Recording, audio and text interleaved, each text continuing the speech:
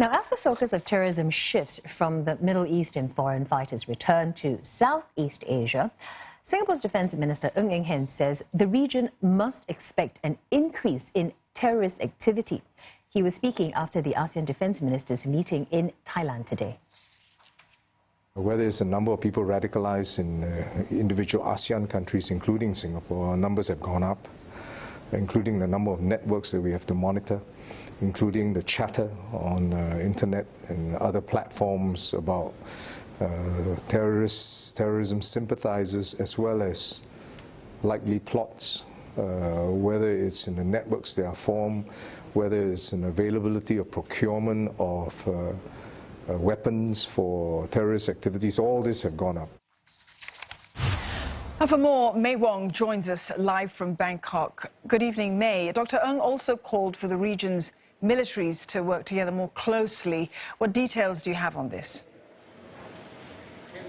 Given how you've just heard him say that terrorism activities are not slowing down and in fact they are rising, it only goes to show that it's vital for militaries to work hand in hand to better understand each other and also leading to better trust among the 10 member ASEAN nations. More importantly also the fact that when you have this trust and you have this understanding to work together, you will be able to respond more effectively and more immediately to emergencies as well as to crises. One example is the fact that if you're able to share intelligence and also to share intelligence gathering, that will actually be very helpful, because then militaries will be able to respond and know how to respond with a quick, with a very, very quick aspect to it.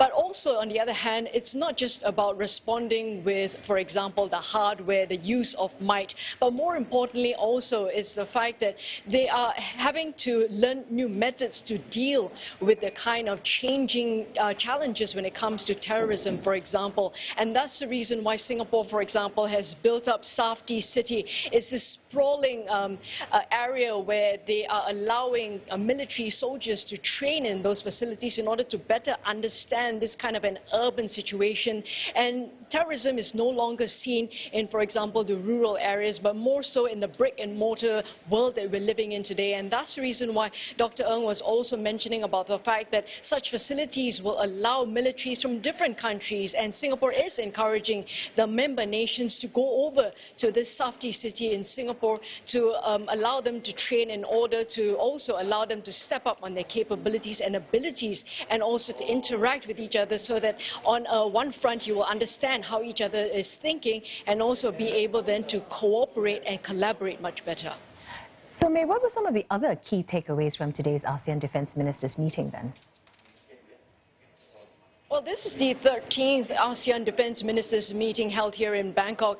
And so over the years, and in fact over 13 years right now, the ASEAN Defence Ministers meeting, it has really developed and evolved. In fact, the Thai chairman for this year actually said that they have grown in terms of having to gain credibility in the international community to be able to respond to many of the challenges and also future challenges ahead. So today they have actually signed a joint declaration to recommit themselves in order to ensure peace, security, as well as stability in this region, and also to commit themselves to working together to counter all the challenges in terms of a security aspect. Yet another is the fact that the 10 member nations, they have adopted 6 concept papers, one of which is to further enhance communication, and that enhancing of the communication is to share intelligence in order to better react to situations down the future.